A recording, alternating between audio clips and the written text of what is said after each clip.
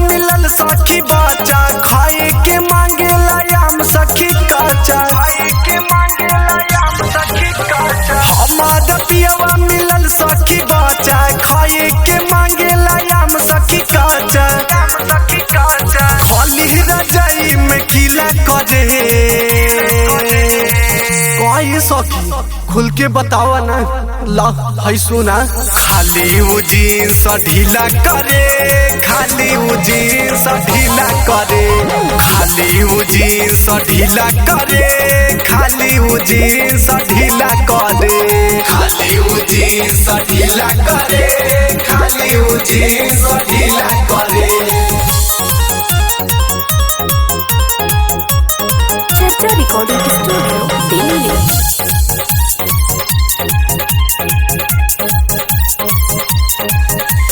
जदि हम जनती सुनाए सखी होई बकलोले सजनवा माई से कह दी कसहू मनैती फिर देती साचो गवनवा हो फिर देती साचो गवनवा।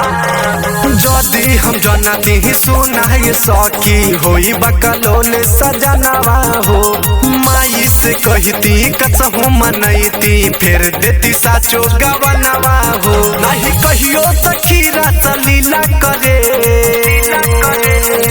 का बताइए सखी बड़ी परेशान करता हूँ।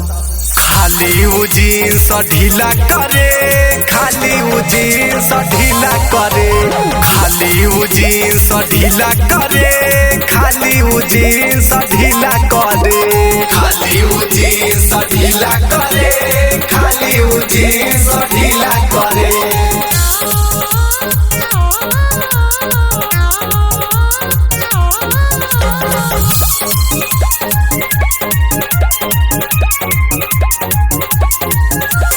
कैसे बताई छूते ये सखी दहिया में लागे करेंट हो राइटर विशांत तू ही कुछ करा वही में थोड़ा यार जेंट हो वही में थोड़ा यार जेंट हो।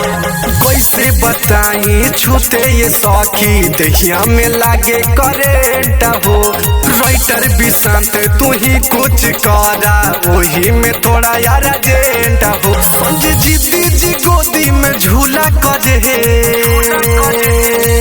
बहुत तंग आ गई कर से का करी सखी ए हो। खाली वो जींस ढीला करे खाली वो जींस ढीला करे खाली वो जींस ढीला करे खाली वो जींस ढीला करे खाली वो जींस ढीला करे खाली वो जींस ढीला